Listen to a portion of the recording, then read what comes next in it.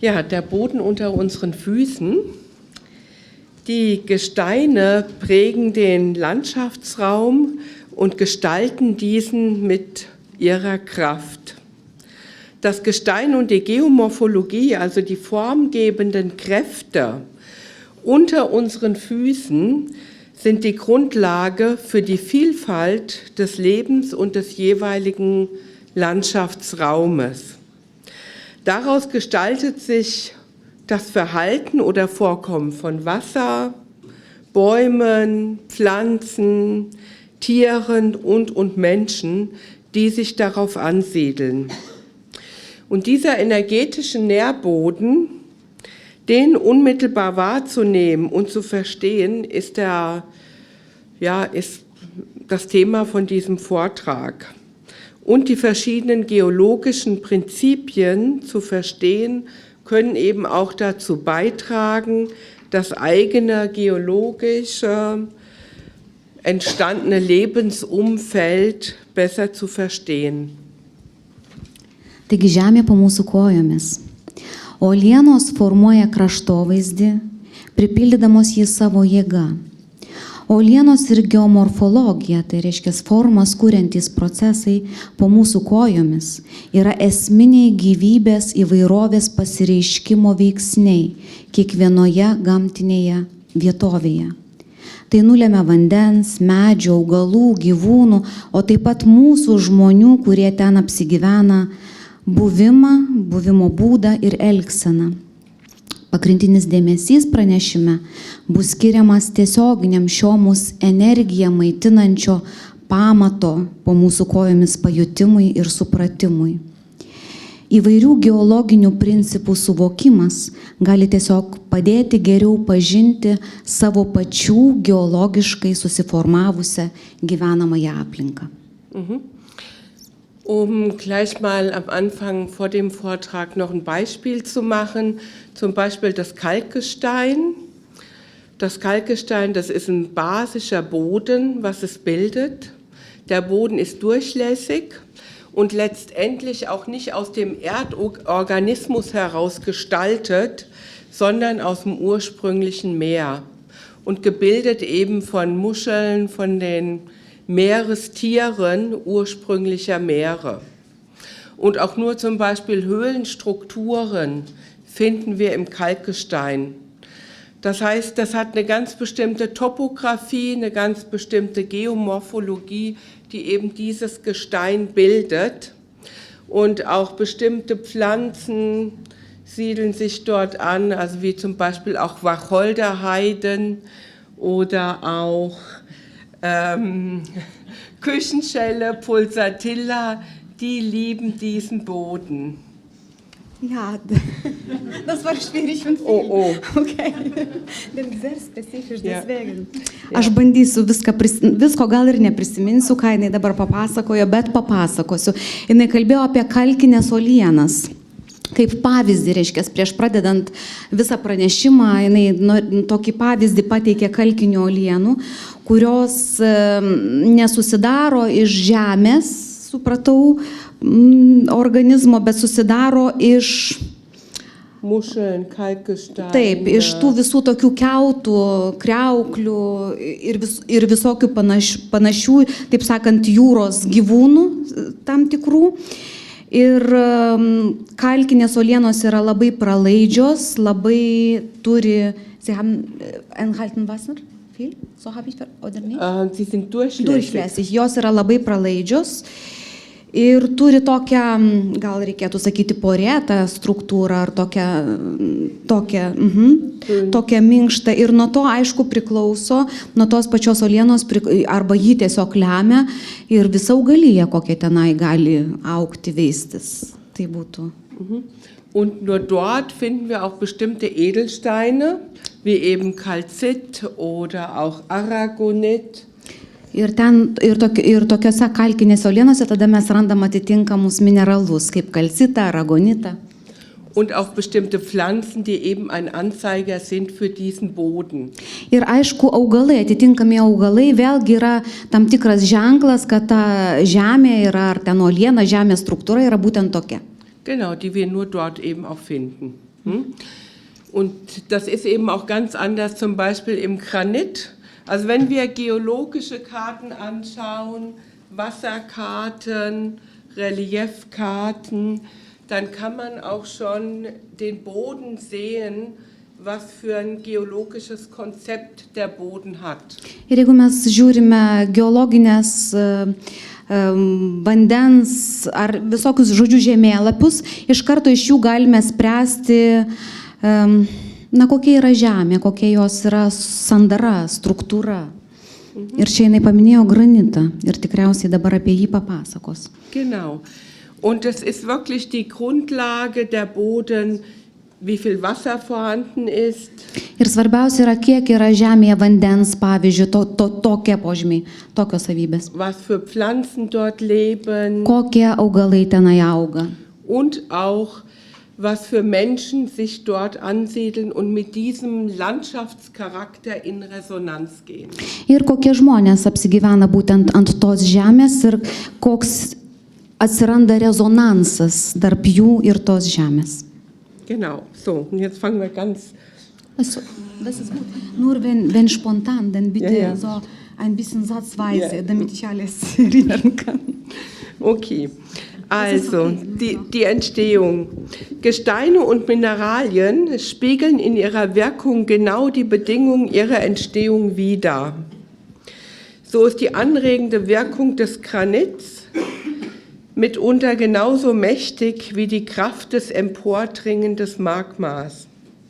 Sedimente dagegen vermitteln Wandelbarkeit, so wie sie selbst durch Verwitterung und Ablagerung an der Erdoberfläche vielfach verwandelt werden oder abgelagert.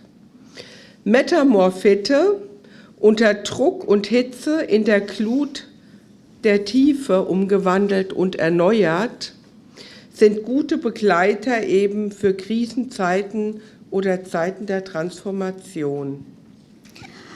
Taigi uolienų ir mineralų poveikis stebėtinai tikslingai atspindi sąlygas, kuriomis jie susiformavo. Tokiu būdu stimuliuojantis granito poveikis kartais yra toks pats galingas, kaip kylančios magmos jėga. Nuosėdinės uolienos priešingai, jos perteikia kintamumą, nes tos uolienos įvairiais būdais kinta dėl oro sąlygų ir nuosėdinio sluoksnio ant žemės paviršiaus susidarimo.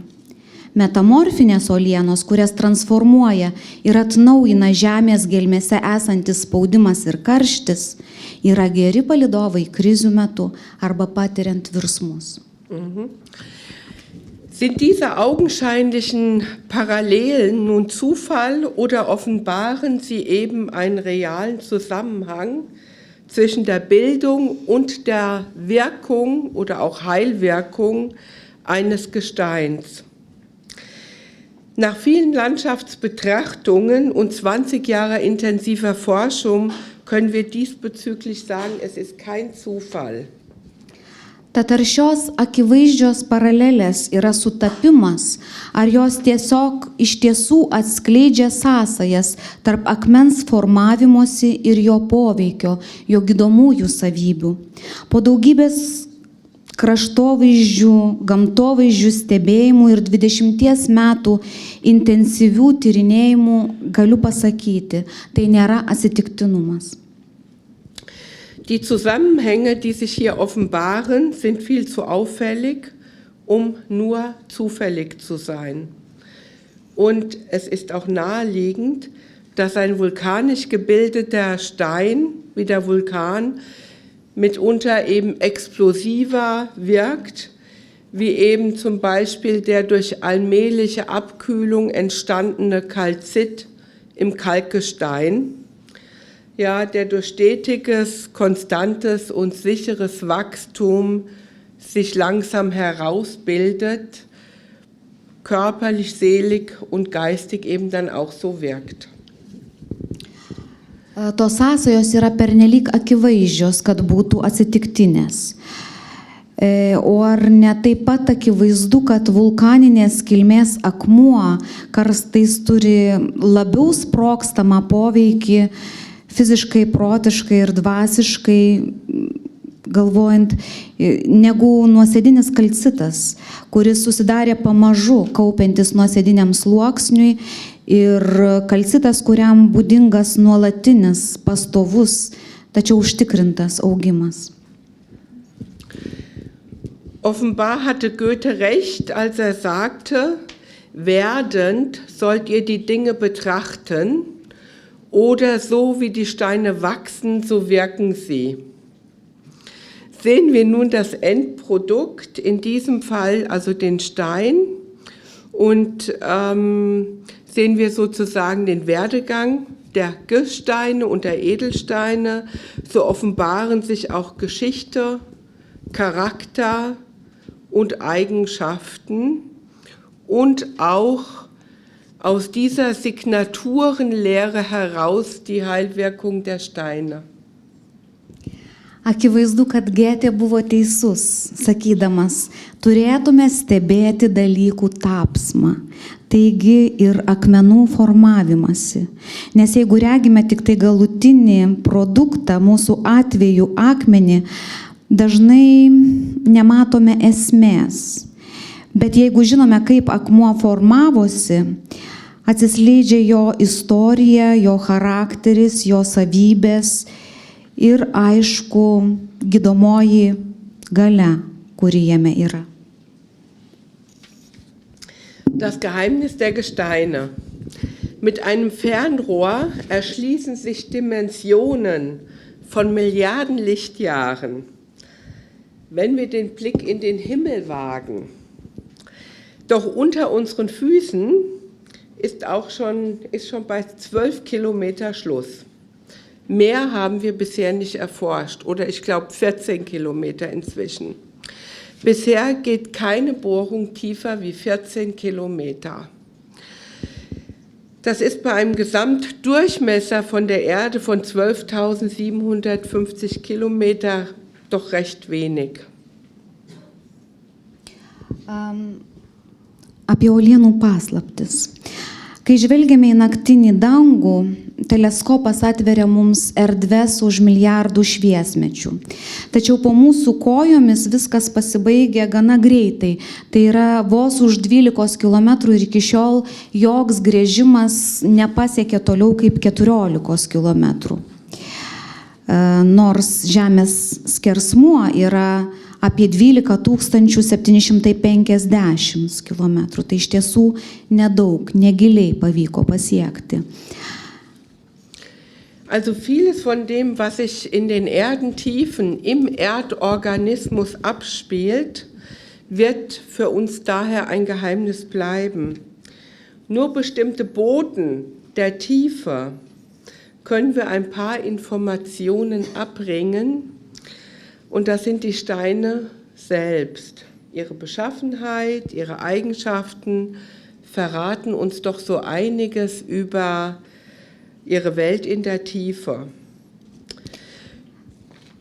Todėl labai daug ko, kas vyksta Žemės gelmėse, mes negalime žinoti, tai išlieka paslaptimi. Ir kažkiek informacijos mums gali suteikti tik tai tų Žemės gelmių pasiuntiniai, patys akmenys, nes būtent jų sankloda, jų savybės atskleidžia kažką apie tą Žemės gelmių pasaulį. Und wir können grundsätzlich 3 Wege sehen, wie Gesteine entstehen können. Das ist einmal die magmatische Gesteinsbildung, die wird nochmal unterteilt in Vulkanite und Plutonite. Tai iš esmės uolienos formuojasi 3 skirtingais būdais ir visų pirma yra magminis formavimasis, kuris dar gali būti skirstomas į plutoninės kilmės uolienų susidarimą ir vulkaninės uolienas.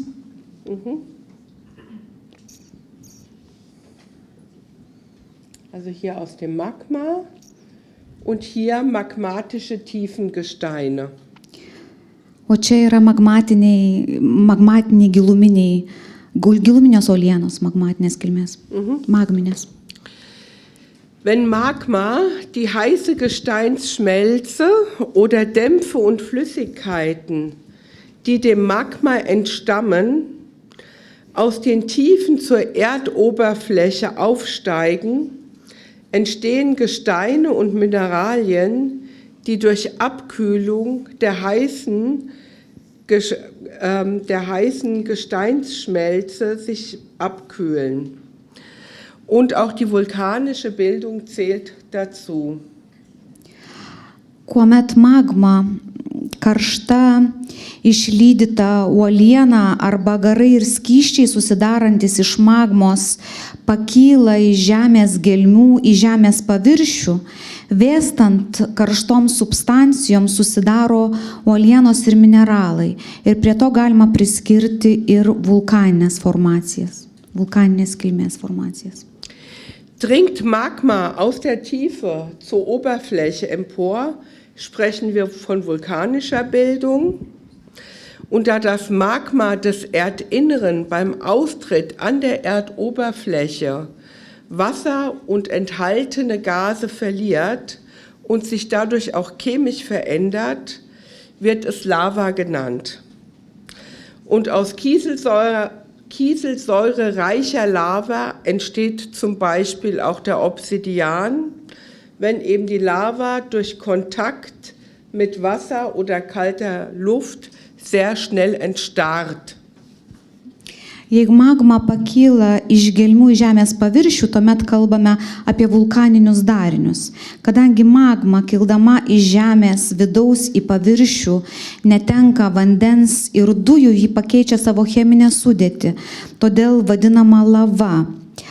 Pavyzdžiui, iš silicio rūgšties turinčios lavos susidaro obsidianas, tada kai lava kontaktuodama su vandeniu ar šaltu oru labai greitai stingsta. In den magmatischen Tiefen, die plutonischen Entstehungsprozesse können noch weiter differenziert werden. Einmal die liquid-magmatische Entstehung, die vollziehen sich in der Tiefe durch Abkühlung und Erstarrung, bei Temperaturen zwischen 800 und 1200 Grad und Gesteine eben auch wie Granit und Syenit und Diorit entstehen. Plutoninės kilmės uolienos procesai, susidarimo procesai gali būti dar smulkiau skirstomi. Skystos magminės formacijos susidaro gelmėse, skystai magmai auštant ir kietėjant. Tas lydimas vyksta maždaug 800–1200 laipsnių temperatūroje. Tai tokios uolienos kaip granitas, sienitas, dioritas. Im Pegmatite entstehen in dem gasreichen Scheitelbereich und zeichnen sich durch besonders große Kristalle ab und da entstehen auch riesengroße Formationen wie Rosenquarze. Pegmatitai susidaro iš magmos židinio viršutinėje srityje ir pasižymi ypač dideliais kristalais. Ir tada susidaro tokios milžiniškos formacijos, pavyzdžiui, rožinio kvarco. Und das ist eine glutflüssige Schmelze so 500 Grad. Ir tai yra tie magminiai lydiniai maždaug 500 laipsnių temperatūros. Die pneumatolytische Bildung, die entsteht durch die Einwirkung magmatischer Dämpfe auf das umliegende Gestein. Und da entstehen eben auch Apatit und Aquamarin, also Fluorite, die können auf diese Weise entstehen und wunderschöne Kristalle ausbilden. Pneumatoliziniai dariniai atsiranda dėl magminių garų poveikio aplinkinėms uolienoms ir tokiu būdu gali susidaryti apatitas, akvamarinas, fluoritas ir sudaryti nuostabius kristalinius darinius. Und die hydrothermale Bildung entsteht aus heißen, wässrigen Lösungen magmatischen Ursprungs und da entstehen in der Regel diese großen Kristalle, makrokristalline Kristalle wie Bergkristall, Amethyst, ja, Fluorite, also einfach sehr große Kristalle. Galiausiai hidroterminės formacijos susidaro iš karštų vandeningų magminės kilmės tirpalų ir tai būtų tie didieji kristalai, ametistas, kalnų krištolas, floritas, apatitas. Ich mache kurz einen geistigen Ausflug. Ja. Man kann sich das so vorstellen. Auch Edelsteine entfalten sich auf dem Weg. In den Erdentiefen haben wir noch viel mehr Metalle. Mes galime įsivaizduoti, kad mineralai, reiškia brangakmeniai, formuojasi tokiu būdu, nes apačioj žemės gelmėse mes turim daug daugiau metalų. Und immer mehr Metalle. Geležies. Und immer mehr Metalle werden gebunden. Ir vis daugiau metalų yra surišami, taip. Genau, und die Kieselsäure wird immer mehr, das Siliziumdioxid. Silicijaus dioksido rūgštis, jos vis daugėja. Und dadurch werden die Steine immer schöner, immer strahlender, weil sie haben weniger Metalle und mehr Kieselsäure und erstrahlen immer mehr. Ir tada mineralai pradeda šviesti, jie tampa nuostabesni, nes juose sumažėja būtent tų metalų arba geležies kiekis, o silicio dioksido rūgšties atsiranda vis daugiau. Tai duoda tą spindesį ir skaidrėjimą. Genau, so kann man sich das vorstellen. Taip galima įsivaizduoti. Ja?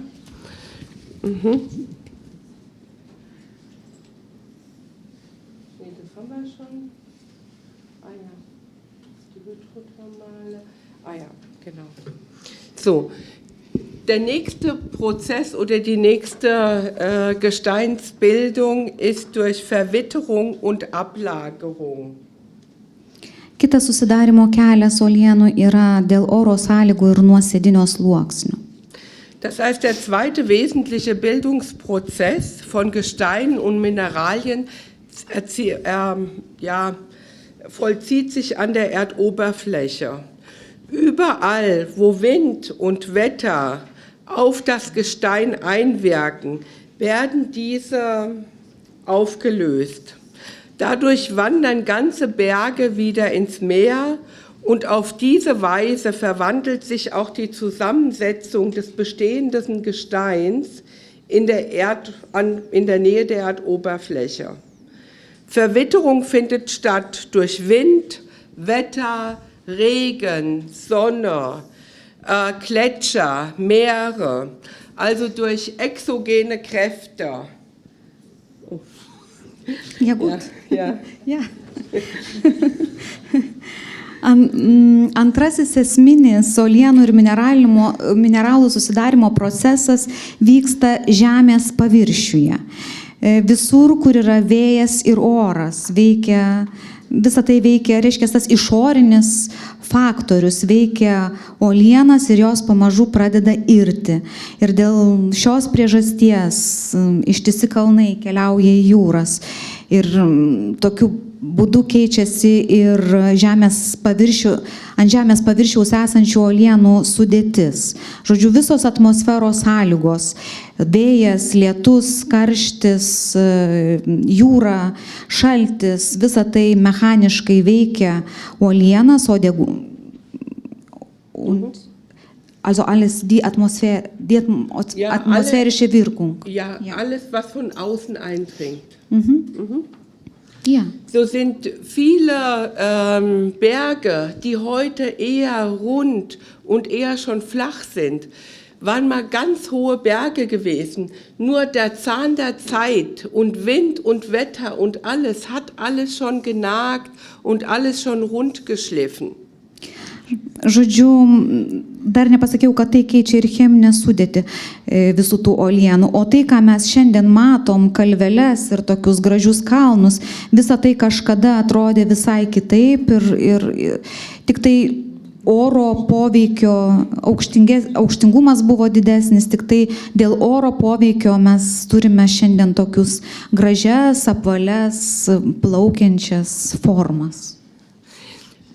Wissen Sie, zum Beispiel die Gebirge heute, die wir sehen, die so hoch sind, wie das Himalaya oder die Alpen oder die Anden, das sind junge Gebirge, weil die nämlich durch die Plattentektonik praktisch immer noch wachsen. Aber die sind ganz jung. Aber unsere Gebirge hier sind viel älter. Aber Žodžiu, tai, ką mes matom, tos aukštuosius kalnus, ar tai būtų Himalajai ar Alpės, jie dar yra labai jauni kalnai, nes dėl tektoninių plokščių judėjimo jie vis dar auga. O va štai čia, kur mes gyvenam, kalnai yra, na, kol kas senesni, sakykim, kalnai. Uolienos, kalvos. ja, also das heißt, in Sedimenten können Mineralien gesteinsbildend, auch in Form von Knollen, von Kristallen auftreten, wie zum Beispiel auch Alabaster oder Calcit im Kalkgestein, Hämatit im Bändereisenerz, Steinsalz, also, und das sind alles Gesteine wie Sandstein oder eben auch das Kalkgestein, die alles hier Ablagerungsgesteine sind. Nuosėdose tie mineralai gali sudaryti uolienas ir formuotis visokių gumbų, kristalų ir kitų agregatų pavydalų. Ir uolienas formuojantis mineralai yra tokie alabastras, kalcitas, hematitas geležies rudoje, akmens druska. Žodžiu, visa tai, kas susidaro iš nuosėdų. Nuosėdinės kilmės Mineralai. Und sehen Sie von der Erdoberfläche zum Grundwasserspiegel, die Zone nennt man Oxidationszone. Und da können, wenn da Kupfer ist und jetzt tritt Oberflächenwasser und Säuren, die in der Erde sind, auf das Kupfer und dann entstehen Kupfermineralien, wie eben Türkis, wie Chrysokoll, wie Azorit, Malachit. Und das sind alles Steine. Kupfermineralien haben teilweise bis zu 10% Wasser in der chemischen Formel, weil die einfach auch, Kupfer ist mit dem Wasser ganz eng verbunden. Das steht nirgends. Ja, ich weiß. Okay. Also Ja. diese Zone Oxidation. Oksidacijos zona nuo Erdoberfläche. Nuo žemės paviršiaus iki vandens lygmens, to jūros vandens Und dann lygmens. Kupfer und dann Oberflächenwasser. Ir tada ten yra varis, kuri veikia vandens paviršiaus, reiškia žemės paviršiaus vandenis. Und geht in Reaktion mit Ir visa dem Wasser. tai, tas ten esantis varis reaguoja, vyksta reakcijos su vandeniu, taip sakant. Ir atsiranda mineralai tokie kaip Und dann entstehen die Kupfermineralien. vario mineralai ar vario kilmės. Turkis, chryzokola, Azorit, Türkis. azuritas, turkis. Genau. Okay. Dritte Möglichkeit, die Metamorphose. Ir trečiasis kelias yra metamorfinis formavimasis, metamorfozė. Werden Gesteine unter hohem Druck und großer Hitze unterworfen, werden viele Mineralien instabil, Kristallstrukturen verändern sich, Kristalle regeln sich ein und Gesteine werden verfaltet und bestimmte Mineralien zersetzen sich und andere entstehen. Und diese Gestaltwandlung der Gesteine wird Metamorphose genannt. Kai uolienos yra veikiamos aukšto slėgio arba ir karščio, daugelis mineralų tampa nestabilus, galima sakyti, keičiasi jų kristalų struktūros. Kristalus formuoja slėgis. Uolienos tarsi raukšlėjasi ir kai kur mineralai suyra, kiti susidaro ir šis uolienų formos pasikeitimas vadinamas metamorfoze. Metamorphosen können dort entstehen, wo Gesteine durch Überlagerung bei Gesteinsbildung Bergbildung oder Gebirgsbildung oder auch an den Rändern von Kontinenten in die Tiefe verlagert werden. In solchen großräumigen Umwandlungen spricht man von Regionalmetamorphose und da wird zum Beispiel aus Kalkstein wird Marmor, aus Sandstein und Granit wird Gneis. Also so entstehen dann praktisch durch die Metamorphose aus dem ursprünglichen Gestein etwas Neues. Metamorfizmas gali atsirasti dėl sluoksnių persidengimų, kalnų formavimosi metu, žemynų pakraščiuose, kai uolienos yra išstumiamos į gelmes, kuries veikia turbūt slėgis ir karštis. Ir tokiais didelio masto transformacijų atvejais yra kalbama apie regioninį metamorfizmą. Žodžiu, iš vienos uolienos susidaro kita, tai kaip pavyzdžiui, kalkakmenis tampa marmuru, granitas ir smiltainis gneisu, o molis žėručio skalūnu. Also das heißt, man kann es hier gut sehen, überall, also auch hier, wo es aufreißt, sozusagen hier, wo es dann wieder eingeschmolzen wird, hier, wenn wieder auch an den Rändern von Vulkanschloten, überall da findet eine Metamorphose, eine Gesteinswandlung statt.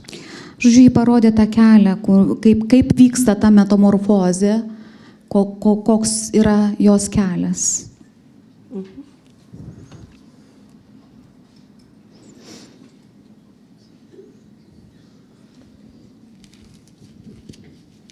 Das habe ich schon gesagt.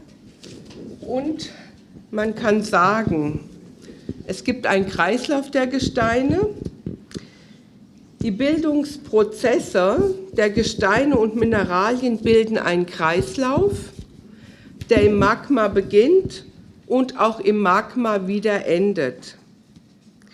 Dabei repräsentieren die magmatischen Bildungsprinzipien den Anfang des Kreislaufes als Aufstieg aus der Tiefe, die sekundären Bildungsprinzipien die Weiterentwicklung als Wandlung an der Erdoberfläche und die metamorphen Bildungsprinzipien schließlich das Ende des Kreislaufes als Rückkehr in die Tiefe. Und überschreitet die Temperatur den Schmelzpunkt des Gesteins, wird es eben wieder zum Magma und der Kreislauf ist geschlossen. Todėl galima kalbėti apie uolienų ciklus, formavimosi ciklus, nes tai šitas uolienų ir mineralų susidarimo procesus išreiškia ciklas, kuris prasideda ir baigėsi magmoje. Magminiai formavimosi procesai atitinka ciklo pradžią, tai yra kilimą iš gelmių. Antriniai formavimosi procesai atstovauja tolesnį vystymąsi, kaip pokyčius paviršiuje, žemės paviršiuje, o metamorfiniai formavimosi procesai galiausiai reiškia ciklo pabaigą, tai yra vėl grįžimą į gelmes. Ir jeigu temperatūra viršyje uolienų lydimosi temperatūrą, ta uoliena vėl virsta magma ir taip ciklas užsidaro. Ciklo ratas užsidaro. Ja, also auch Steine kennen einen Anfang, eine Dauer und auch ein Ende. Nur sind die Vorgänge vergleichsweise so langsam, dass wir die Veränderung nicht wahrnehmen. Die Tatsache, dass dieser Kreislauf, also in geologischen Zeiträumen gerechnet, immer wieder unterbrochen und metamorphe Gesteine zum Beispiel aus etlichen Kilometern Tiefe an die Erdoberfläche herausgehoben werden, das macht es uns eben auch möglich, Gesteine und Mineralien aus allen Bildungsprinzipien, dass die uns zugänglich sind. Und nur dadurch können wir auch die Qualität jeden einzelnen Abschnitts in diesem Kreislauf genau studieren und eben auch wahrnehmen. Akmenys taip pat turi pradžią, gyvavimo trukmę ir pabaigą. Tačiau šie procesai yra palyginti tokie lėti, kad mes tų pokyčių nepastebime. Pats faktas, kad šis ciklas geologiniais laikotarpiais ar etapais matuojant buvo ir yra nuolatos pertraukiamas ir metamorfinės uolienos iškeliamos į žemės paviršių, pavyzdžiui, iš kelių kilometrų gylio, visa tai leidžia mums pasiekti uolienas ir mineralus iš visų susidarimo vietų. Ir tokiu būdu mes galime atidžiai ištirti ir suvokti kiekvienos atskiros šio ciklo fazės mineralų uolienų kokybę. Ja, und jetzt ist ja die Frage, wie können wir Gesteine und Edelsteine aus den Bildungsprinzipien heraus so verstehen, dass wir die auch in der Heilkunde einsetzen können.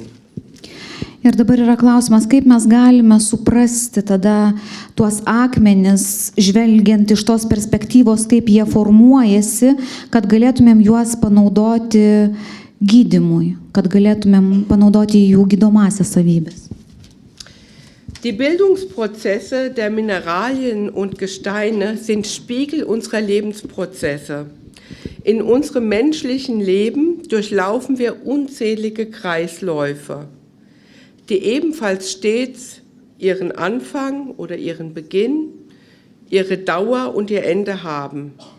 Dazu zählen die Rhythmen unseres Körpers, die Rhythmen der Natur, unsere großen Lebensphasen von Kind, Jugend, Erwachsenenzeit, Alter, aber auch insbesondere die Zyklen unserer Ideen, Pläne, Taten und Kreisläufe.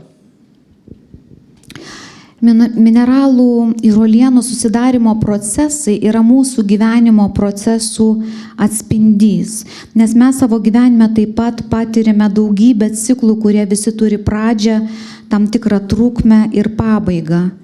Ir cikliškumas būdingas yra mūsų kūno ritmams, taip pat gamtos ritmams ir visam mūsų gyvenimui, susidedančiam iš tų pagrindinių etapų, kaip jaunystė, vaikystės, jaunystės, pilnametystės, senatvės. Bet ciklus turi taip pat ir mūsų visi veiksmai, mūsų planai, mūsų idėjos.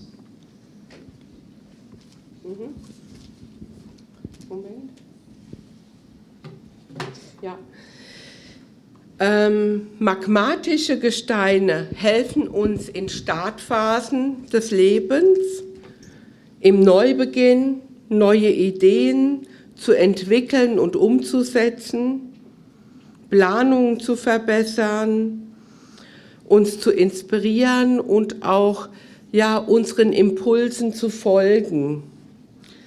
Lernbereitschaft, die Fähigkeit, unser Handlungsvermögen zu aktivieren, das sind auch wichtige Voraussetzungen für einen guten und erfolgreichen Start, sowie die Meisterung der üblichen Anfangsschwierigkeiten. All dafür sind Granite, also und magmatische Tiefengesteine und Vulkanite sehr gut. Magminiai gydomieji akmenys ypač padeda pradžios fazėse, tada, kai reikia pradėti naujus darbus kasdienybėje, kai norima išplėtoti ir įgyvendinti naujas idėjas, kažkaip patobulinti planavimą, kai esame įkvėpti ir tas įkvėpimas suteikia mums impulsą kažkokiai naujai pradžiai.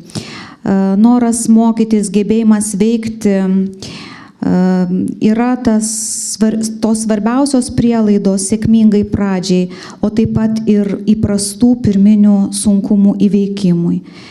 Ir čia gali mums padėti tos vulkaninės kilmės uolienos, granitas.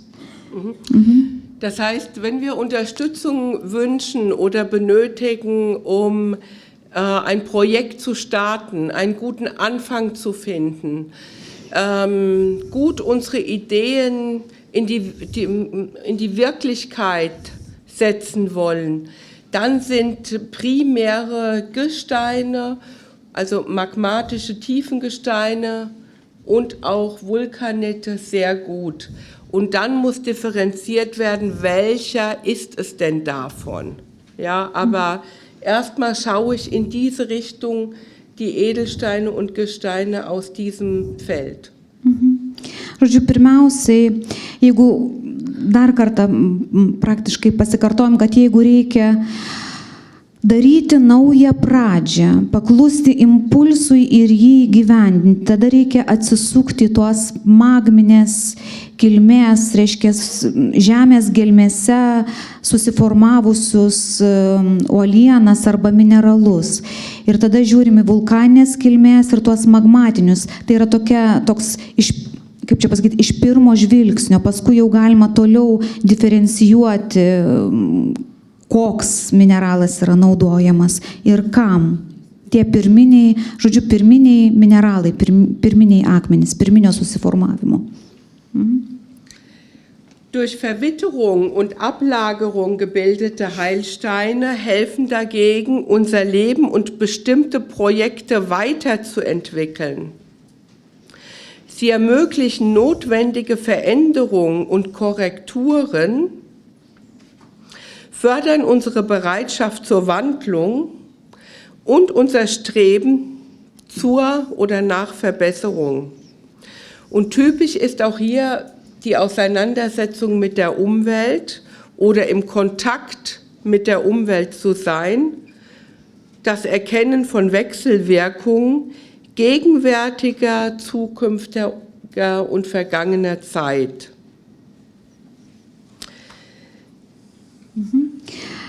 Gydomieji akmenys susidarę dėl oro sąlygų, reiškia nuosėdinių sluoksnių, nuosėdinės kilmės, padeda tolesniam mūsų gyvenimo ar tam tikrų projektų vystymui.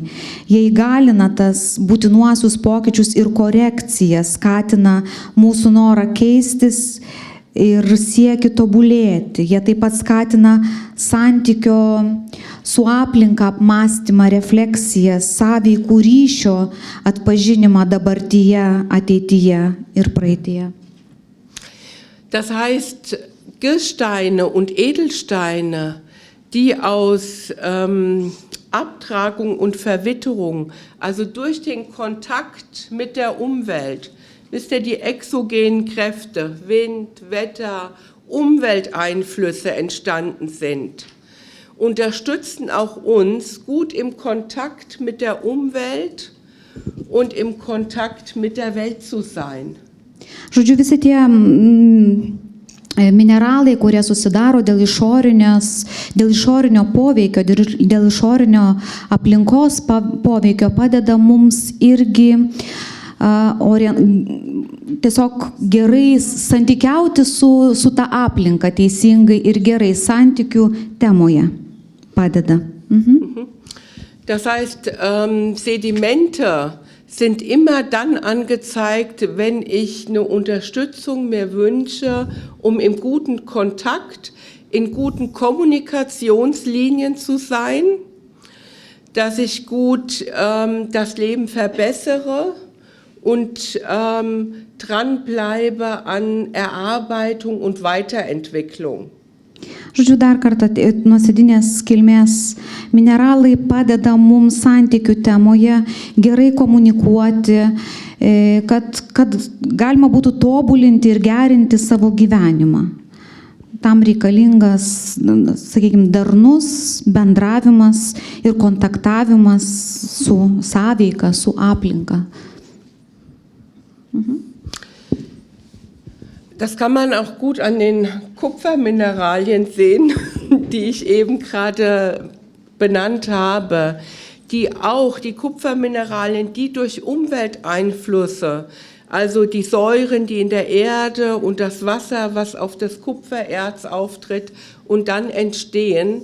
Das heißt, dann erst entsteht diese Schönheit von türkisfarbenen, grünfarbenen Steinen, die auch noch wasserhaltig sind.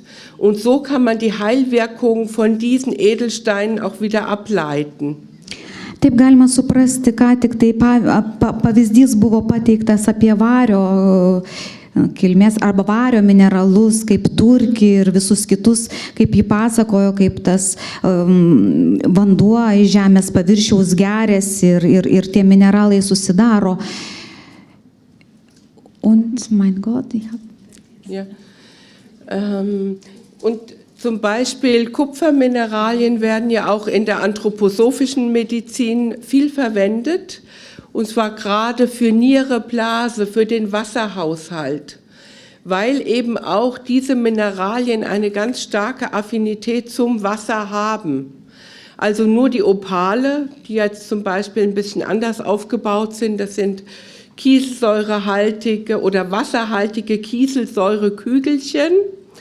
Und die Kupfermineralien eben sind wasserhaltig. Und so kann man es ableiten auch auf den Körper. Vario mineralai turi labai daug vandens ir todėl jie, pavyzdžiui, ir tuo pagrindžiamos jų yra gydomosios savybės. Ir pavyzdžiui, Rudolfo Steinerio antroposofinėje medicinoje jie yra naudojami šlapimo pūslės ir inkstų veiklai gerinti, nes jie patys tiesiog turi daug vandens. Visai kitaip veikia opalai, kurie ir kitaip susidaro tokiose kapsulytėse. Metamorphe Heilsteine, ja, helfen schließlich etwas zu beenden und loszulassen. Sie bringen Mut und Zuversicht, wenn man es nicht wagt oder wenn man eine Unterstützung wünscht, um Dinge zu beenden und schaffen eben, dass wir es schaffen, Unerledigtes loszulassen, Stress zu bewältigen und auch Zyklen zu schließen. Galiausiai metamorfiniai gydomieji akmenys padeda ką nors užbaigti ir paleisti, užbaigti ciklus. Jie suteikia drąsos ir pasitikėjimo, kai nedrįstame užbaigti tam tikrų dalykų, nes nežinome, kas bus toliau. Jie suteikia ryžto ir nuoseklumo. Padeda prisimti atsakomybę ir padaryti tai, kas būtina, kad būtų pabaigta tai, kas dar neužbaigta. Žodžiu, užbaigti Zyklus.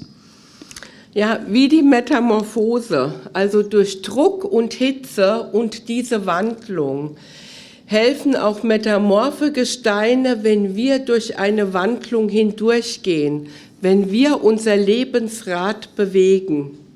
Taip kaip metamorfiniai akmenys susiformuoja per virsmą, per spaudimą kažkokį, per karštį, vadinasi lygiai taip pačiai ir žmogaus gyvenime, tada, kai yra tas spaudimas ir virsmo karštis, krizės, taip sakant, tada padeda šitie akmenys, taip susiformavę akmenys. Auch die Bewältigung von Trauer, das Überwinden von Verlusten, Abschied, Trennung, Loslassen. Also metamorphe Heilsteine helfen, hinzuschauen und sich mit den eigenen Lebenssituationen auseinanderzusetzen, Wert und Wichtigkeit zu prüfen und sich immer wieder auch neu zu orientieren, Krisen zu überwinden und widrige Umstände erfolgreich zu meistern. Metamorfiniai akmenys padeda paleisti, įveikti sielvartą, lengviau išgyventi praradimus, atsisveikinimus, išsiskyrimus.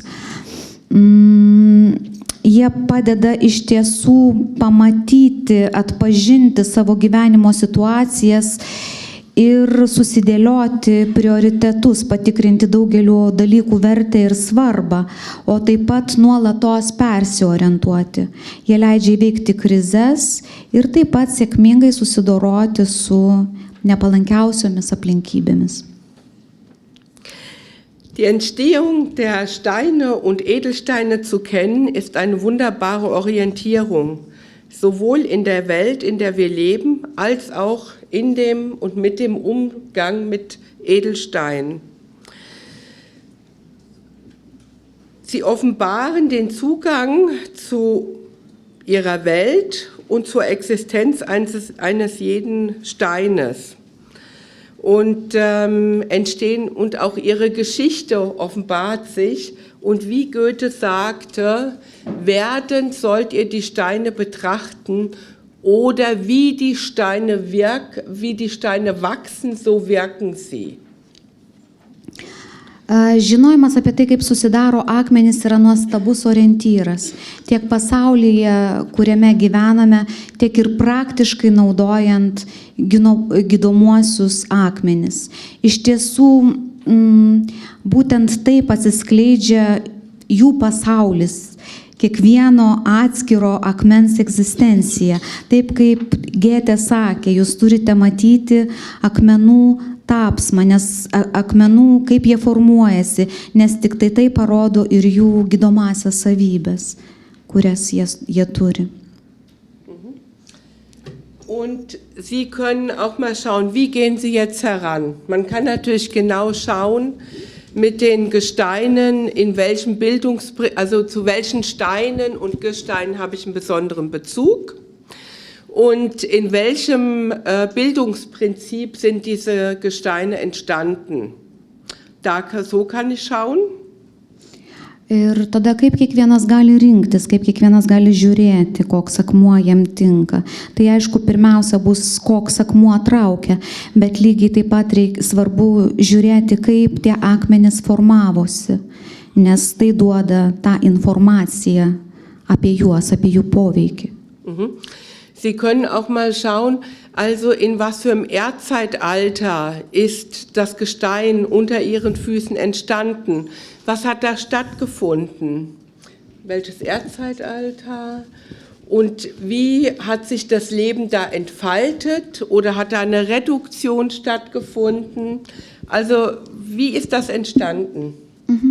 Iš esmės reikia visą laiką žiūrėti po savo kojomis, pavyzdžiui, kada, kokiame amžiuje, kokiame laike tai formavosi.